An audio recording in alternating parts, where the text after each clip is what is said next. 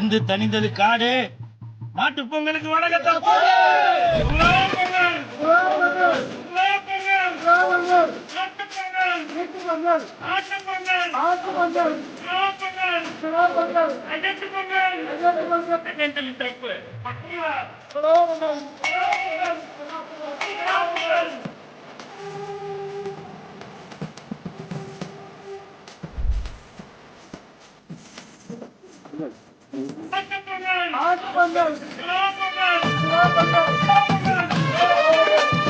வந்து இதை வச்சு தெளிச்சுட்டு வந்தோம்ல.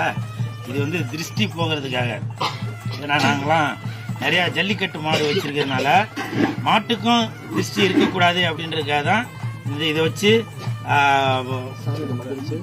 சாமி கிட்ட வந்துருச்சு. இந்த தீர்த்த தண்ணி எல்லாத்தையும் தெளிச்சுட்டு வந்தது.